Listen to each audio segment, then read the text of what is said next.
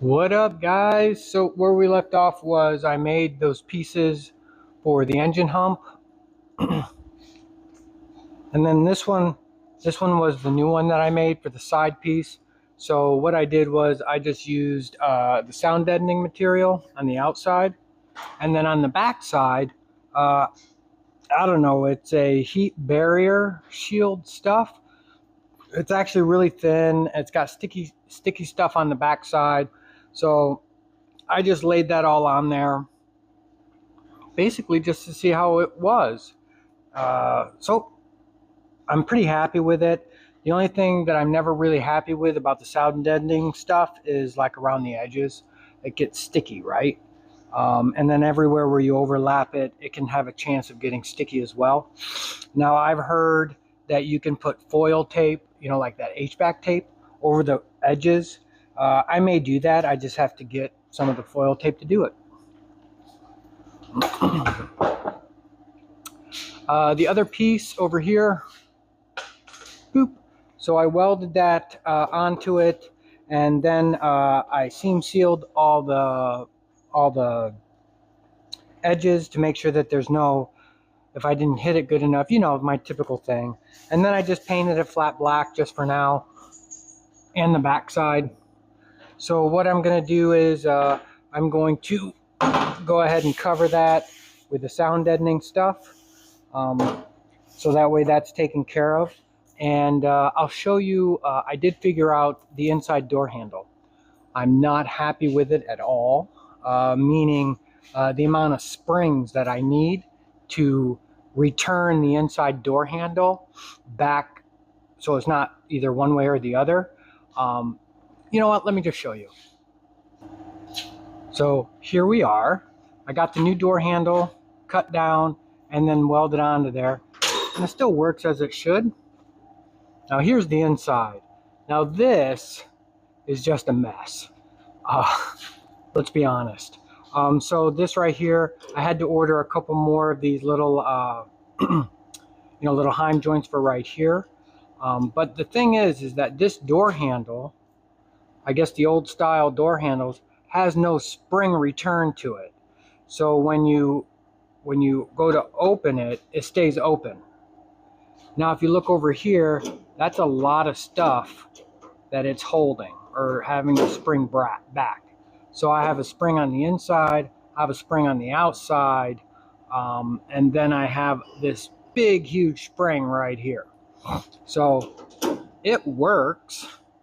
Oh, and this is the piece that I ended up making here. So as this pulls this way, this pushes down, which in turn pulls the bear claw latch.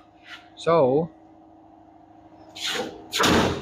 obviously when you open it, and if you reach inside here, see if I can get you guys, and it opens it. So it works. Excuse me. It works, but I'm just not happy with this spring. So what I did do was I ordered a door handle control, they call it, for the 47 through 54 GMC Chevy truck, because that one I know has the return spring has a wound spring in the actual handle itself. So maybe I can eliminate one or two of those springs, but it's still like a triangle set. Once I get them in, we'll do the passenger side door together. But here's my little template I made of that little piece. So as it pushes down, let me see so I'm looking at the door. You're looking at the outside of the door. So as I push the door handle down, it pushes this down, which in turn pushes the door, the bear claw latch. So I have one pivot point right there, and it's the same principle. Someone had asked me, it's the same principle as the Volkswagen bus with the accelerator cable. Yeah, well, it's actually like this. So yeah, anyway, if you look up Volkswagen bus accelerator cable. They have something similar to this, and that's kind of where I took it. So the air compressor just flipped off because I bought something. So I bought this guy. So this is a air nub rib nut setter.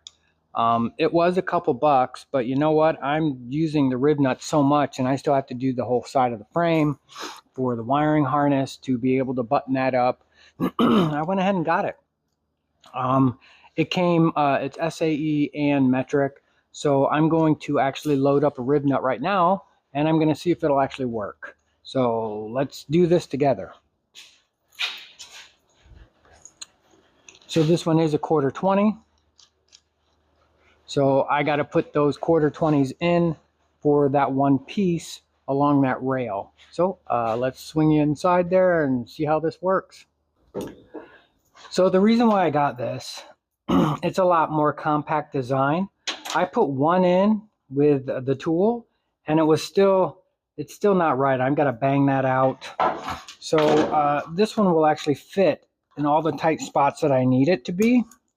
So we'll see. I have no idea the pressure on this. They say that it can do up to, like, what is it, a 1/2 inch? So let's see how we do here.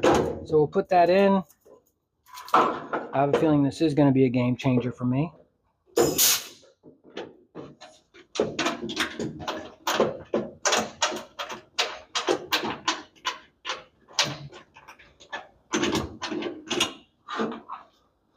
Yeah, that's awesome.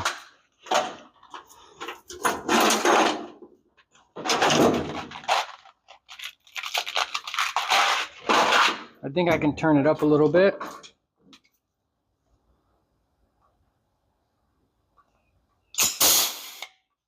Let's try that.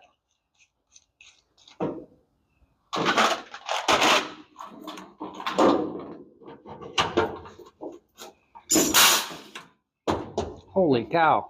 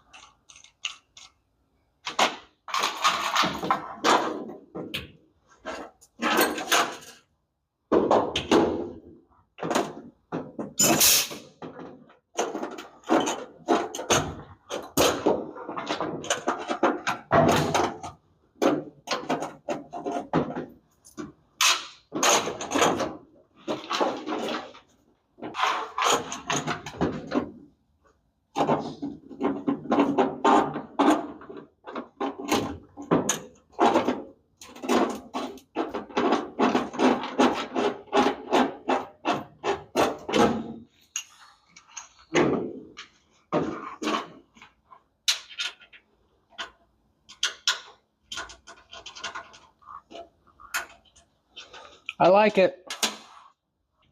Yep, and those are nice and flat, really, really well squished on the backside. Actually, this one I can probably just pound out. It's not even in right.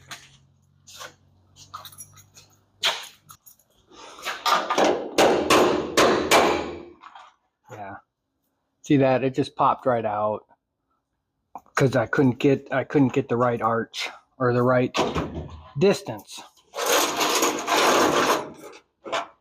And I got to clean all these metal shavings up.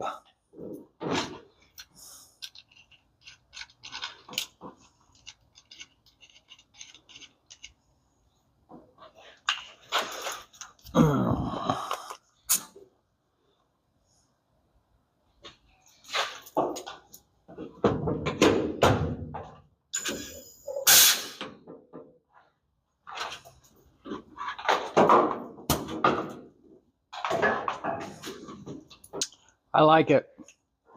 I like it a lot. Okay, so let's start covering up the rest of the engine cover on that side, and we'll go from there. Okay, guys, with this sound deadening stuff, you should really get the rollers. I'm just saying, because the whole point of this is to squish all these little things down. You know, you try to be as neat as you can with this stuff. Luckily, this stuff doesn't have any writing on it, so if it looks all kind of kajambled up, it's okay. So anyway, let me just start time-lapsing this, just putting this on real quick.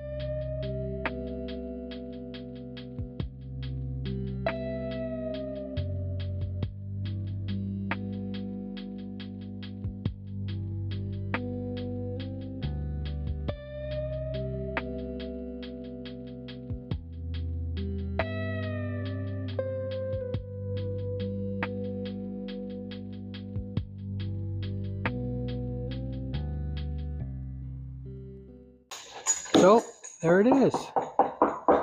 Big difference in sound for sure. So they say that you should run the foil tape over any exposed seam and around the edges here because it does get sticky, right? So once I get the backside in, which will be next, then what I'll do is I'll run the foil tape over it just to kind of keep all this down. Because the thing is like, it's not going to hurt anything if you don't put the foil tape down. It's just that if you put any kind of like carpet over this or that jute padding stuff or whatever, this has a tendency to stick to it like really bad. Plus, if you're ever in here working on it, everything will attract to it. Like the metal shavings will stick in it everywhere. You know, all these edges here. As you can see, it gets all over your hands as well. Yeah. So I got to pop out all these holes so I can see them. And yeah, and then we'll do the back side. Okay, guys, so this stuff, it had really good reviews on Amazon. And I like the whole premise of it having a backing. So this is fiberglass and aluminum reinforced fiberglass with sticky tape. So I figure, why not? I'll give it a whirl, see if it works. You know, it doesn't really say anything about a roller with this, but for some reason it just makes me feel better. So that's what we're gonna do here. So, and this stuff is actually easy to cut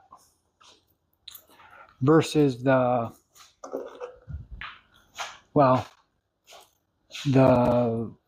sound deadening is easy to cut too. It's just really sticky. I mean, I'm not condoning it at all, but alcohol, you know, isotopic alcohol will clean your hands if you end up getting it overwhelmingly sticky with that stuff, or lacquer thinner. So, you know, you pick your poison on that one. But, so this, we're just going to kind of rough it in here. And then I just cut it a little big.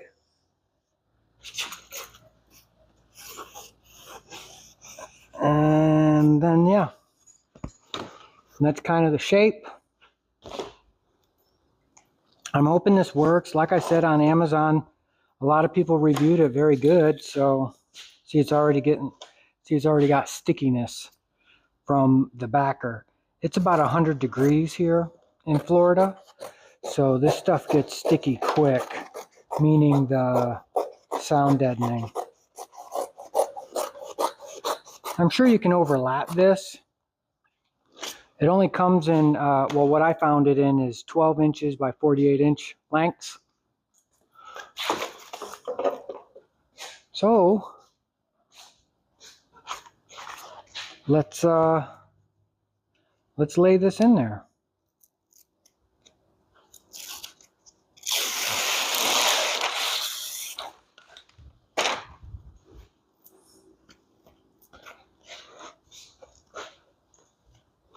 And like with anything, this is fiberglass. It does have fiberglass in it.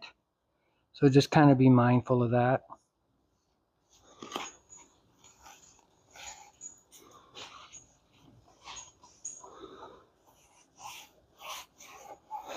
I mean, this lays in pretty nice.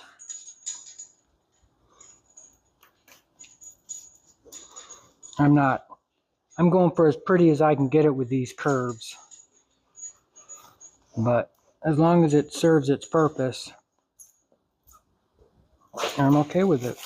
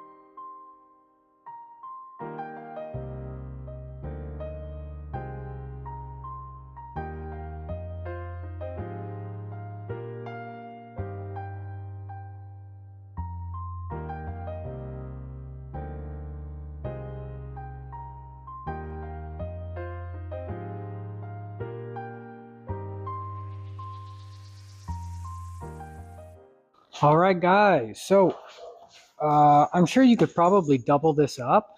I'm not sure. We'll see how this goes. So I bought four of these 12 by 48 inch pieces. I have one full one, and then that much left of a next one. And that did the entire bottom of the engine hump.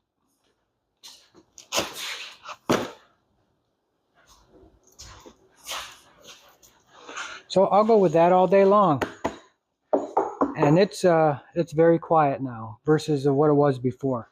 Like I said, I'm going to pick up some foil tape and I'm going to run it along all these edges just to kind of flatten them out from the stickiness, and then anywhere on the outside I'll do that as well. But we'll be back. Well guys, I went ahead and got some foil tape. So you know, if anything else, I like it because it wraps the corners around the edges. This is what they considered it, a high heat foil tape. But really, I like it. I mean, I'm not saying I'm going to do the whole floor in this stuff after I do the sound deadening, but as it sits right now, I like it a lot. I went ahead and already did this piece, and like I said, I just wrapped it around it, nothing too crazy, but it sits all the edges down. It's not sticky at all. So yeah. So so this is what I got. I'll show you real quick and then I'll finish up the other side. But that's what it is. UV resistant, high flame resistant, UV resistant, chemical resistant, and moisture resistant. So I don't know, why not? For what this costs and what it's doing, yeah.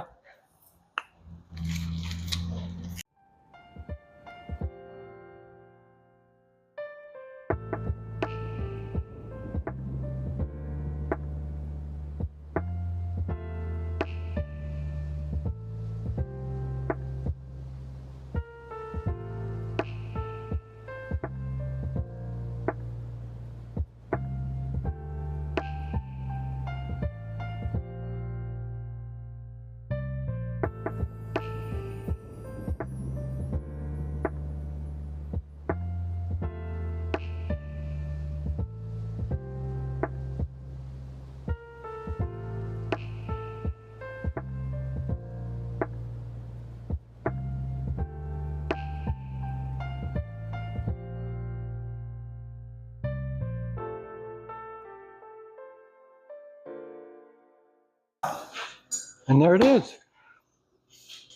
Not bad at all. So I just went through and I punched just all the holes through with my little all punch thing. But yeah, you know, I'll go with that all day long. And I saw this actually on, it was one of those high-end sell you a kit to do your Volkswagen bus.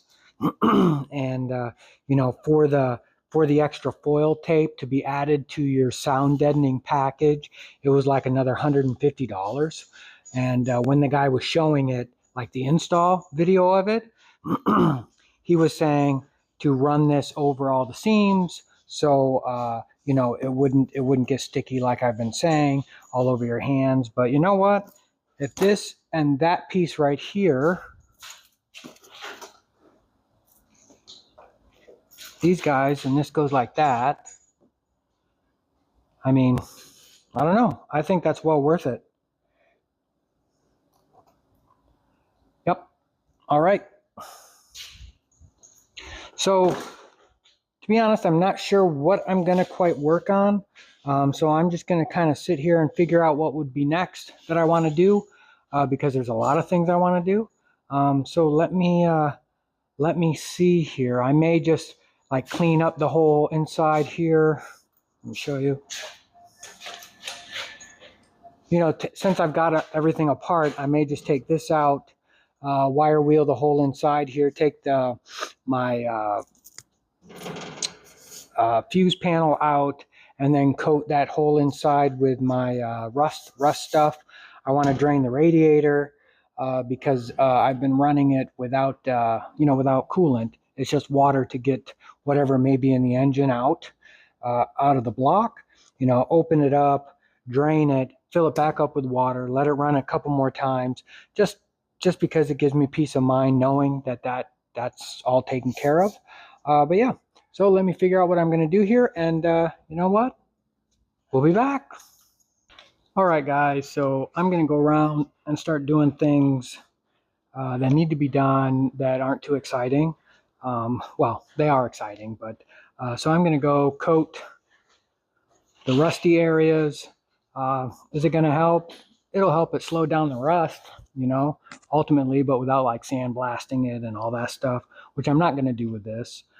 So I'm just going to start coating everything with my Kustomz rust, stop rust, and yeah.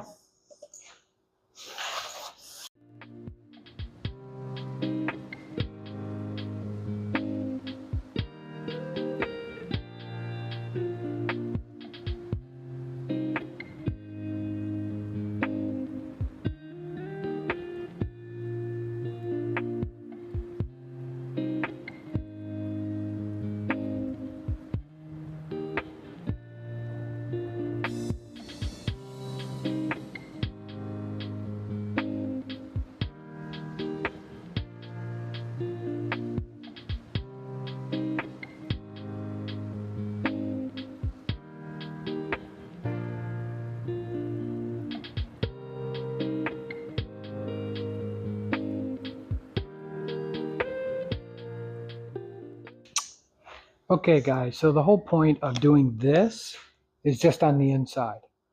I don't want anything on the outside.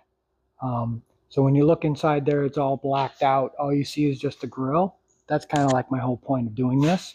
So I'm going to end the day here because this stuff does take a while to dry. I'm going to end the day with doing all up in there.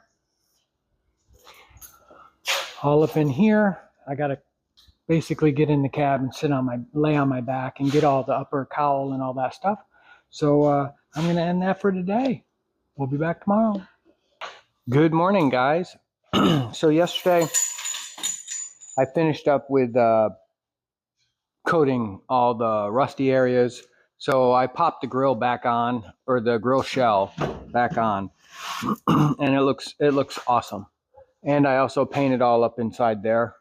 So let me show you real quick how this looks, and then I'll show you how it looks up underneath.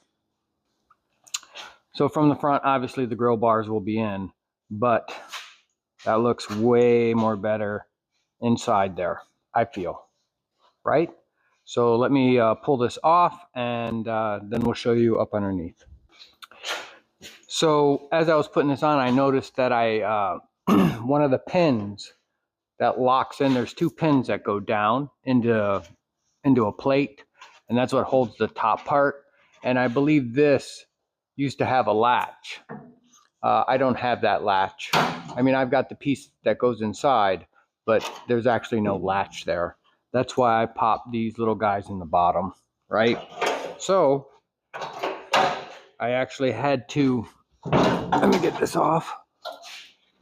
So I had to weld, it's a 1/2-inch bolt right there. The hole was there, so I just had to weld it in there. So I have now two pins that go into here and here, right? So let me show you up underneath. So there it all is. It's all coated up underneath. I did not coat the glove box door because that's where the vent plate is, but I wanted to leave that as it should be, and then all up underneath there. So now what I'm going to do is I'm going to kind of put the wiring back in, run it better than what it is, make some changes and some lengths and stuff like that. But in between my ongoing door latch thing. So where's the door handle?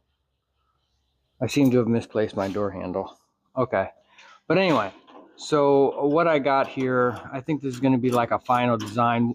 I can't go any farther on this because I'm waiting for those transition with the spring mechanism. But what I got going on here, whoops, I'm going to lose everything here, is that instead of it being fully attached to the little plate here, I'm just going to make a little, well, it's going to be like it's going to have a heim joint, and then it's going to come down, and then it's going to like V out, and it's just going to sit on here, right? So let me get the door handle here. Let me find that, and then I'll show you what I'm talking about. Okay, so I found my door handle. So like I said, this is just kind of a crude idea of what I've got going on here. The Camrys, I know Corollas, Camrys, I know this is like way out of the realm of this stuff, but their rear doors actually have like a fork in them. So when you open up actually it's the outside door handle, it'll actually push down on the latch, so it opens it. And then the front and the inside one is run off a cable. So looking at that, I was taking a door apart, and as I was looking at that at work, I was like, wait a minute. To eliminate all, well, I'm still going to run these two springs because I like that. But I'm basically trying to get rid of this whole situation here. But anyway, so in looking at that, so I'll latch it. I just figured, obviously I'm going to make something a little bit nicer. It's probably going to have a heim joint here. And then as I was just trying to explain, it's going to come down and it's going to fork like that, right? I got to figure out a better pivot point. I mean, this is okay. I think I'm going to need a bushing in there. That I'm not sure yet, but I'm just kind of showing you guys my thought process on this stuff, right? So when I open up this one, this goes lower than this, just by a little bit. So when it comes back up into it, sometimes this will not be in the right spot, right? So what I figured was just using a big washer just to kind of put it there, so to speak. And all this is until I get, but once I get the other door handles in, this is just, it's going to be perfect, right?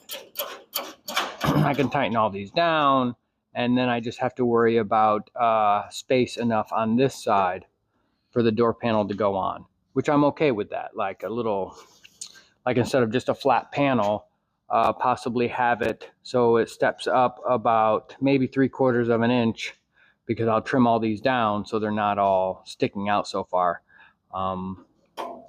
But 3/4 of an inch spacer like that, and then the panel like I normally do, and then cover it, and then I'll put an armrest in there. Actually, I'm probably going to put an armrest pretty high up in there, just because I got to get access to all the window stuff here. So anyway, so that's how that's going to go. So as you can see, I do have it latched up on this side. We'll bring it in here. So it is latched up. So as I push down, and the other door handle will be the same. As I push down, see, and it comes back up. You know, that the spring's making it come back up. But so this whole section is independent from this whole section, right? I mean, the door handle on the outside will still move because it's attached to it, but one less attachment I'm good with. And then from the outside, see how it comes down like that? That's why I had to have something to block this situation, right? So I think that will be beautiful. So let me shut it. Let me hold the door handle. Whoops. First you got to undo the latch so it will shut. Let me move you right there. By the way, I found my magnetic thing. So from the inside, obviously, and then I push it down. But you can see how this door handle is moving, but it works perfectly. So I'm gonna say I got that figured out. So I'm gonna pan it around. I'm gonna show you guys just like of it all, because some people were asking about how I was gonna do this. Possibly they needed to do something like this. So let me just swap you around so I can show you guys. So that's the whole system. Again, this right here is just here until my other stuff comes in. They're coming from Classic Truck Parts, so those are generally a week out. But you can see this pivot point, little guy here that has the fork, which pushes that, and that's how it all works. Okay, let me take the door handle off because it's not attached. And everything still works as it should. Okay. So, more in depth on the door handle. I know it's crazy. But there's a lot of stuff going on that door handle mechanism. But anyway, so I'm going to tuck some wires up in here, run them a little better. I did get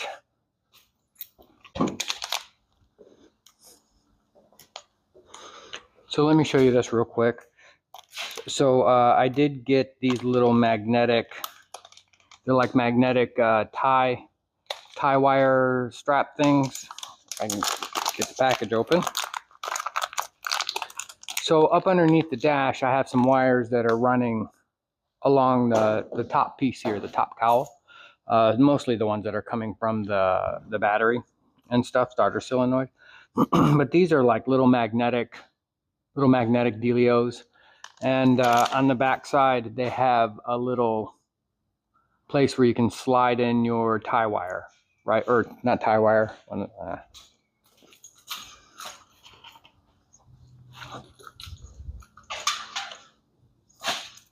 So one of these little tie straps. You just put it in there, you attach it to the wire, and then this can just stick and hold your wire up. That way I don't have to make any put any riv nuts in, and they're actually pretty strong. Wow. Okay.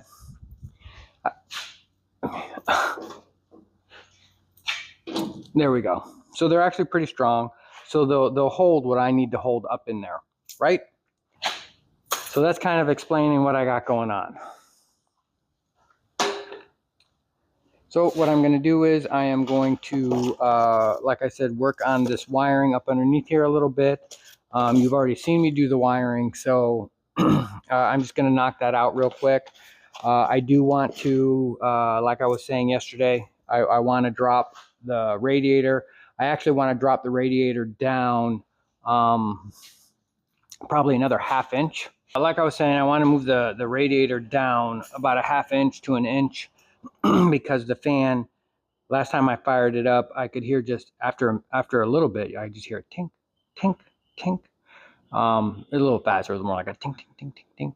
I think the fan blade, actually I know the fan blade is touching the lower, or the transmission fitting for the lines for the transmission. So I have 2 inches of clearance up here from the radiator to the fan blade. So I cut this little piece off right here. This was my stopper that went right there. So it would tell me exactly where the radiator needed to go every time. At this point now, what I'm going to do is I'm going to kind of not wallow out, but slot the upper and lower bolts here, and then just kind of move this whole situation down a ½ inch. So that's what I got going on today. So what I'm going to do, like I said, is I'm just going to work on the wiring a little bit, put that together. Again, you've seen me do the wiring, so this is nothing special, meaning like I'm going to do it again. So let me get into this, and then once I get that all finished up, I'll bring it back and show you real quick how it looks, and then go from there.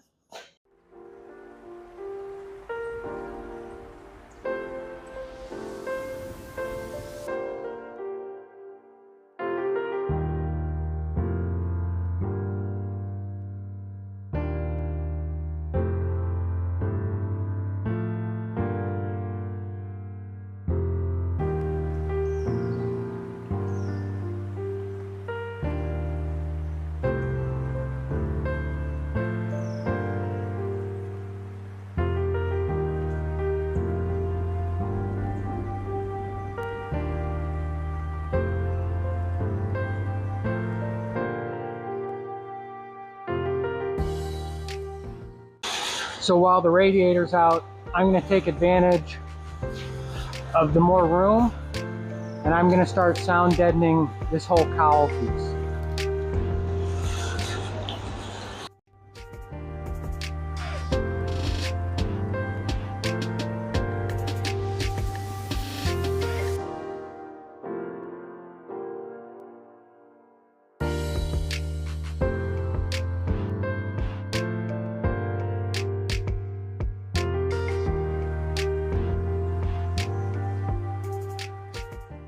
All right, guys. So I actually got a lot done today. I didn't record most of it because it was all everything that you've already seen me do, right? But I'll show you what I did, and I don't know, I think it's pretty cool. Okay, guys, so since we had the radiator out, I went ahead and finished coating the upper horns, the radiator mount. I welded in a piece right here for the hole, and then there's another piece right there that I welded in. Stuck a rib nut here for the wiring harness to attach to. And then up underneath here, I fixed all my wiring. So now it's all tucked up nice up underneath there. I did end up moving the ignition switch over out of the cluster pack, just because if I ever want to take the cluster out, this is kind of a pain in the butt to take off through that hole and still take the cluster out, if that makes sense.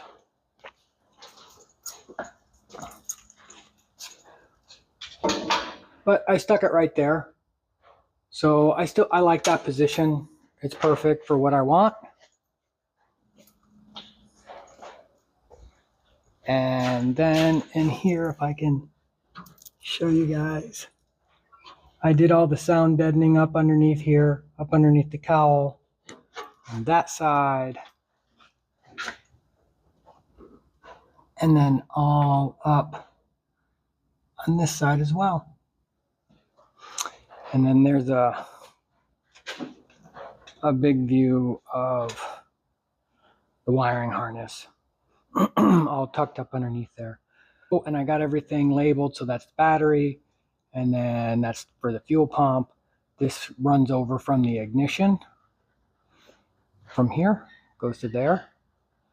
And then this is the accessories, which I don't have anything connected to. And then that one is all my ignition stuff, and it's alternator.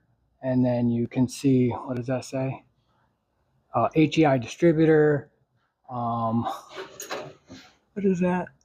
Oh, fuel. So that's trigger for the fuel, the white wire, and then that bottom one is for the gauges, which I took out right now. So I did sound deadening down about, I don't know, a quarter of the way down past the cowl, because all this right here I can do with no problem without the radiator in. Over here I took out the shifter and I popped 1/4 inch rib nuts with my cool rib nut gun, so I can just set it down and then tighten down the bolt. And then right here was the big hole that I had for the Clayton Machine Works shifter. So I just welded in the panel, just like a couple little patches. And then I went ahead and seam sealed all the way around it. And seam sealed along through here as well, just in case. But yeah. So ultimately, I got a lot done. So with this all coated now, and I slotted it out, so now I can bring the radiator over, set it in, drop it down about another inch. So I still have clearance here, and then I have clearance with the lines. The whole thing is I want to put the radiator in. I want to hook up the transmission cooling lines here, and then be done with that, if that makes sense. So I don't take the radiator in and out. That's why I coated everything up underneath there, so it was all done and done. So, yep, that's about it. So let me pop in the radiator real quick, and then we'll go from there.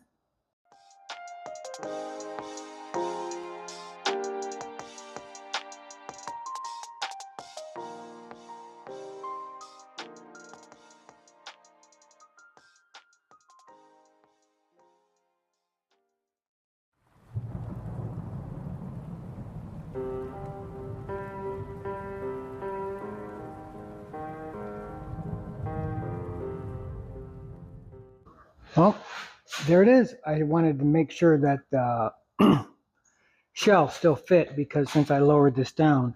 But yeah, there's plenty of room right there. So all we got to do is just fill it up with some antifreeze, and then we'll fire this all back up to make sure. Actually, I got to get transmission fluid too. Yeah, so I got to get. Let me hook up those 2 lines down below. I got to get some transmission fluid and some coolant, and we'll fire it up, and we'll see how that goes. Be back. All right, guys. So I got the coolant in. I hooked up the transmission lines, and the transmission kind of spewed out on me from the lines because I was up underneath and went, oh, down. But transmission lines are connected. I redid the exhaust manifold gasket. It's the right one, so we'll hope that it's the right one. I put in the gauges. I hooked those all back up with the plugs. So I got my coolant sitting here. I got my transmission fluid sitting here. So let me fire it up, and yeah, we'll go from there. So again, I'm going to put the microphone over here so it doesn't like get really loud.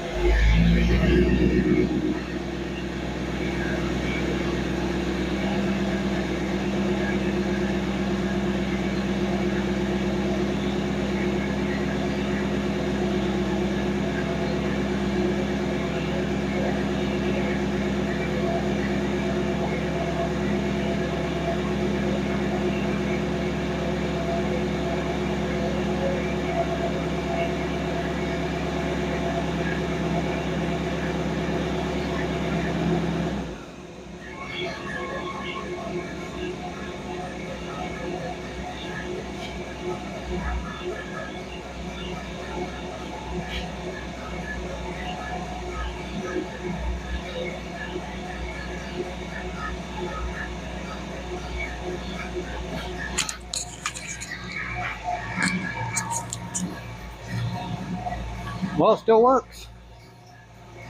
So what I'm going to do is I'm going to kind of let it warm up here, and then check the transmission fluid and the coolant, add coolant as needed. So we'll be back with that. All right, guys, so it's been 15 minutes. I had to add 1.5 quarts, almost 2 quarts of transmission fluid, probably because of what was coming up in the lines. The gas gauge still doesn't work. It's at 150 right now, just sitting here idling. But yeah, I haven't had to add any coolant yet. So yep, we'll be back, and I was just giving you an update here so far of how it's going. Well, it seems like a good time to try to back it up.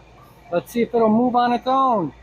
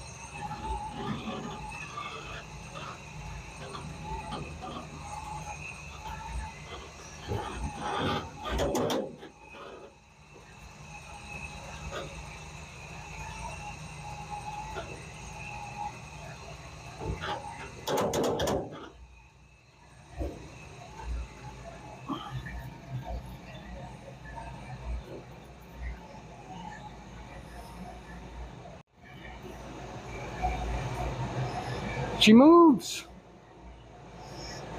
That's awesome. It's hard to see because I'm not sitting in any kind of chair.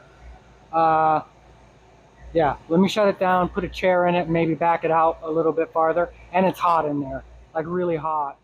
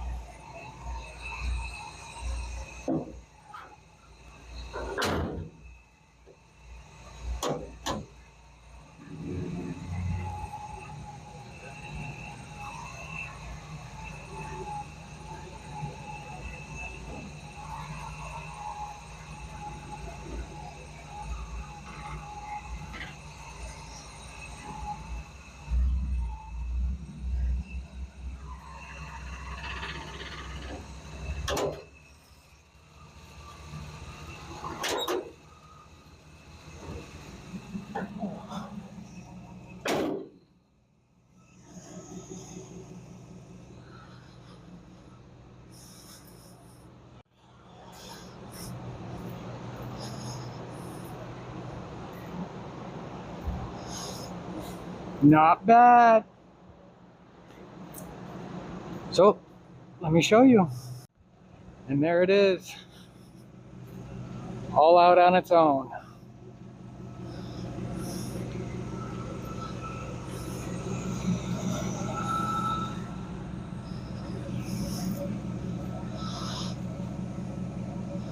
Yep. I'll go with that all day long. Yes, sir. All right. So now let's see if we can weasel this in here. Oh, that's awesome.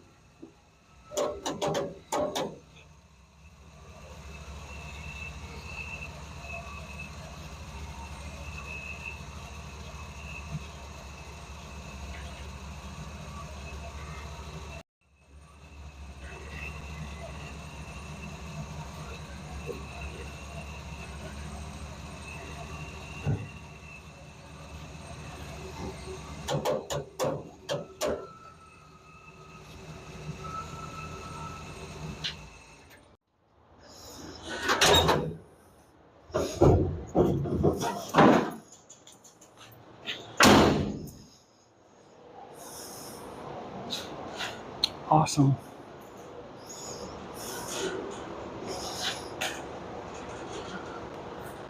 So let me check the transmission fluid real quick. I'm sure I'm gonna have to add some. Actually, let me start it back up. Yeah.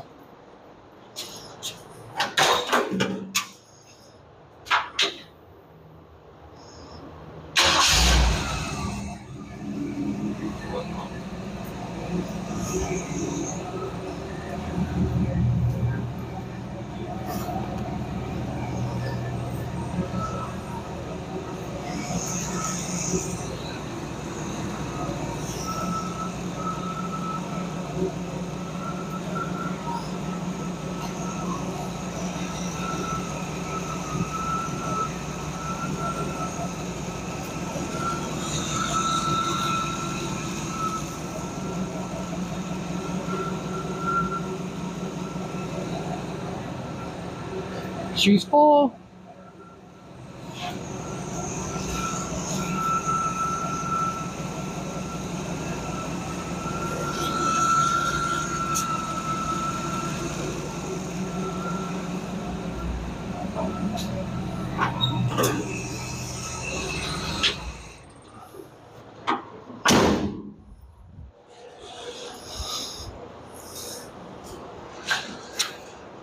She runs again. She moves. She brakes. The steering is tough. manual steering, you know, when you're in one spot or whatever, but I kind of knew that was going to happen just because it's manual steering, right? But it steered. That's awesome. Alrighty then. So I think that's going to wrap up this video, actually, to be honest with you. Got to end on a high note, right? And this is definitely the high note. So guys, thanks for coming out here and taking a watch, and the first movement all on its own power today. Thanks again, guys, and hey, go out and build something cool one weekend at a time. Talk to you later. Bye.